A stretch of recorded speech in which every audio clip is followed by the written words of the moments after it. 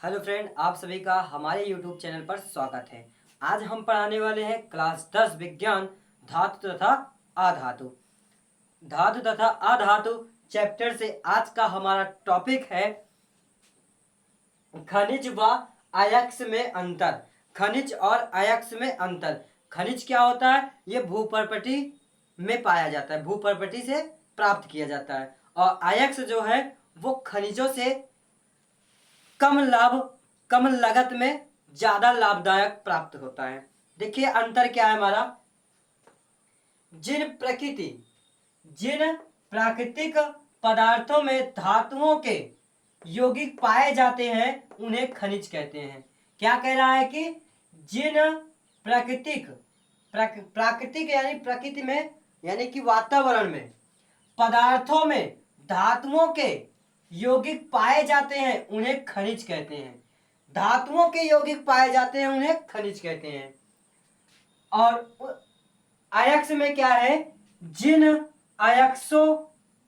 खनिजों से लाभदायक तथा सुविधापूर्वक ढंग से धातुएं प्राप्त की जा सकती है उन खनिजों को अयस्क कहते हैं। क्या कह रहा है कि जिन खनिजों से लाभदायक तथा सुविधापूर्वक ढंग से धातुएं प्राप्त की जा सकती हैं उन खनिजों को अयस्क कहते हैं। यानी कि सुविधापूर्वक ढंग से खनिज से अयस्क प्राप्त कर लें और लाभदायक हो तो उन्हें अयस्क कहते हैं।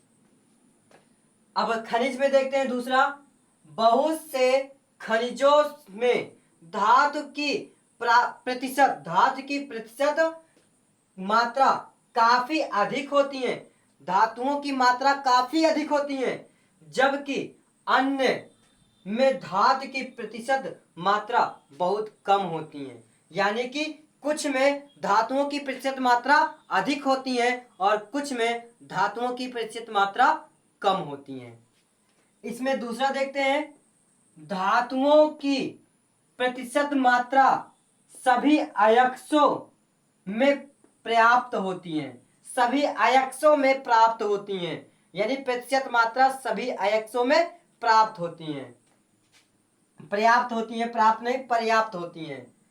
इसमें अंतर देखते हैं खनिज में। तीसरा पॉइंट, कुछ खनिजों में बहुत अधिक अशुद्धियां होती हैं। कुछ खनिजों में बहुत अधिक अशुद्धियां होती हैं जो धातु के निष्कर्षण में रुकावट डालती हैं। धातु के निष्कर्षण में रुकावट डालती हैं। निष्कर्षण का मतलब होता है कि अलग करना, अशुद्धियों को अलग करना, अयस्कों को अलग करना और खनिजों से निकालना। तो उसमें ज्यादा अशुद्धियां मिली होंगी तो रुकावट ज्यादा होगी और कम रहेगा तो कम। ठीक। अब देखते हैं तीसरा पॉइंट। उसमें अयस्क में, अयस्कों में कोई भी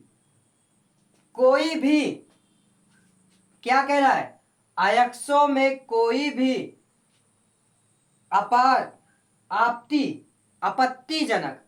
आपत्तिजनक अशुद्धियां नहीं होती हैं।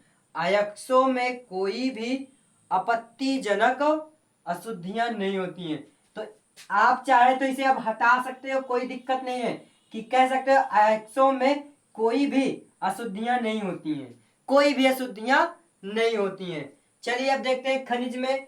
लास्ट हमारा अंतर, सभी खनिजों की धातु निष्कर्षण के लिए उपयोग नहीं किया जा सकता। क्या कह रहा है? सभी खनिजों की धातु निष्कर्षण के लिए उपयोग नहीं किया जा सकता है। सभी खनिज अयस्क नहीं होते हैं। सभी खनिज अयस्क नहीं होते हैं। जितने खनिज होते हैं वो सब अयस्क नहीं हो सकते हैं। वो सब अयस्क नहीं होते हैं। इसमें क्या कहना चौथा अयस्क में, सभी अयस्कों को शुद्ध धातु निष्कर्षण के लिए उपयोग किया जा सकता है। सभी अयस्क खनिज होते हैं। सभी अयस्क खनिज होते हैं। क्या कहा? सभी अयस्क खनिज होते हैं। ठीक है। यदि आपको वीडियो पसंद आई हो तो हमारे चैनल को सब्सक्राइब करें और लाइक करें, साथ में बेल आइकन दबाना न भूलें, जिससे हमारा वीडियो आप तक सबसे पहले पहुंचे। धन्यवाद।